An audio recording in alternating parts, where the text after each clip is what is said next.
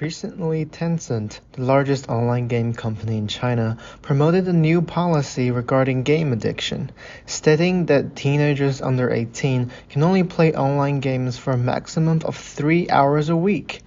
This news has become as a shock to game fanatics and casual players all around the world. But why is Tencent proposing such an aggressive regulation? It turns out that game addiction has gradually become a serious issue for many households internationally. Parents interviewed for a recent news report mentioned their children playing digital games for 7 hours a day, skipping breakfast to buy games, as well as their children's grades being hugely and negatively impacted by the amount of time they spend on games. Researchers in the United States estimate that nearly 10% of all 150 million gamers in the country experience a certain level of compulsive addiction. Some of the games you play could be addictive, games such as Fortnite, League of Legends, and Call of Duty. These games seem to be magically attractive to gamers, luring them into playing longer and longer to the extent of disturbing their ordinary lifestyle. In order to figure out the root cause of game addiction, let us travel back in time and look at some earlier forms of games. Basketball fields, tennis courts, arcade machines. One interesting feature that nearly all games have in common is that there's always a special field or space with designated equipment, just like some sort of ritual. In the realm of modern digital games, when players hear the theme music in Monster Hunter or the bartender's voice pull up a chair by the hearth in Hearthstone, it's good to see you again. They know they have entered this special field. This peculiar phenomenon has baffled people for decades. In 1938, almost a century ago, Dutch historian Johan Huizinga proposed the theory of the magic circle. It is, as Huizinga states, a temporary world within the ordinary world, dedicated to the performance of an act apart. He thinks that there are dangers in the real world that will be a threat to games, thus granting the need for a magic circle to protect games from the outside. However, the secludedness of the magic circle might have some negative effects, such as confining players in a specific time and/or space and excluding others who do not belong. While later philosopher Roger Caillois argues that the danger is within the magic circle. However, we believe that the danger is the magic circle itself.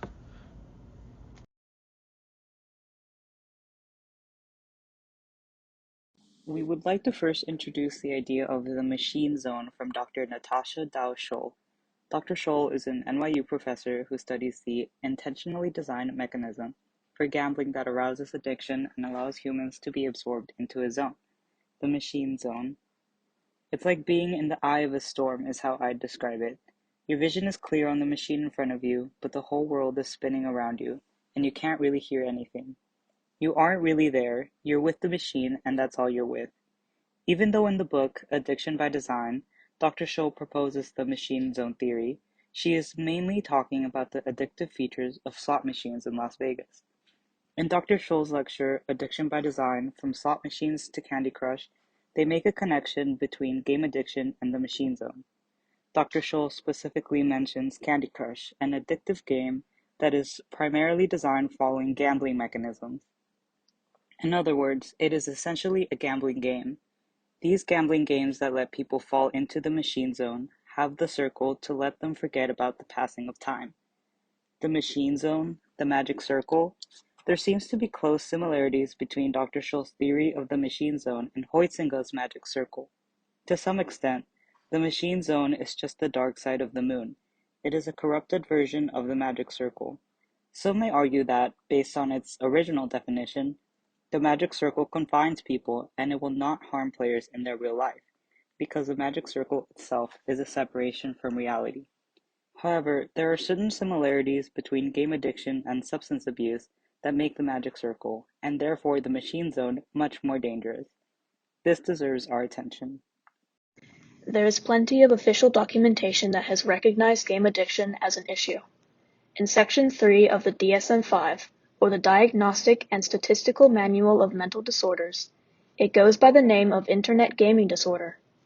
Here it is called a disorder, or, an illness that disrupts normal physical or mental functions.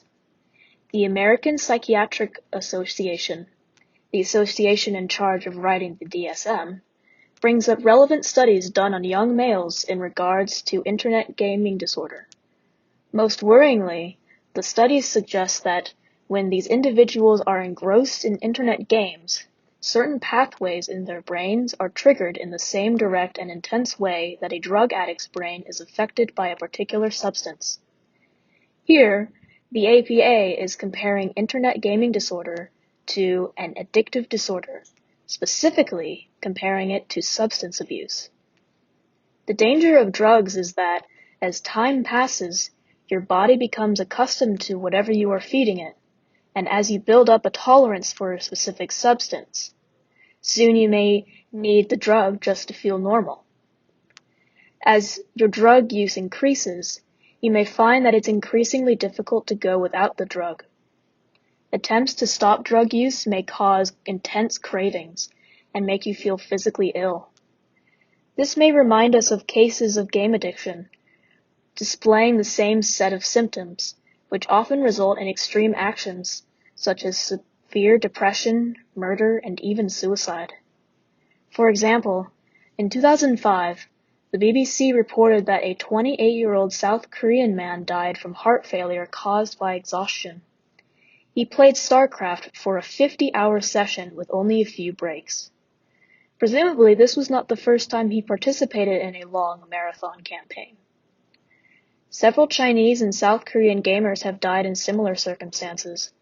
In 2012, the United Daily News, via The Australian, reported an 18-year-old gamer in Taiwan died from a blood clot after playing Diablo 3 for 40 hours straight.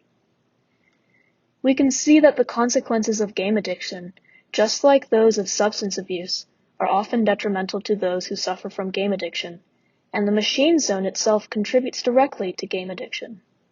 So, if the machine zone can be seen as a corrupted version of the magic circle, which has such negative impacts on people's lives, it is important for us to take a look at the magic circle itself in a critical way. In this video, we have discussed several important topics. To recap, we introduced the concept of the magic circle, which is an enclosed space created by games separate from the real world. Next, we discussed the machine zone, which is the mechanism in gambling that places participants into a dangerous mindset separate from reality, causing the gambling addiction to occur. In addition to this, we illustrated how the machine zone can be applied to games. With this, we were able to point out the similarity between the concepts of the magic circle and the machine zone as spaces outside of reality that draw participants away from their real lives. Lastly, we focused on the existence and definition of game addiction, as well as the similarities it has with other types of addiction and the consequences that game addiction has had over the years. On top of that, we posited the idea that because the machine zone can cause dangerous gambling addictions, perhaps as they are very similar, the magic circle can cause dangerous consequences as well. This consequence, we would argue, is a game addiction. Now that we have established a connection between the magic circle, the machine zone, and game addiction, it is safe to conclude that we should be cautious about the magic circle itself, because it provides a dangerously enclosed space outside of reality that can lead to game addiction issues. Thank you for watching.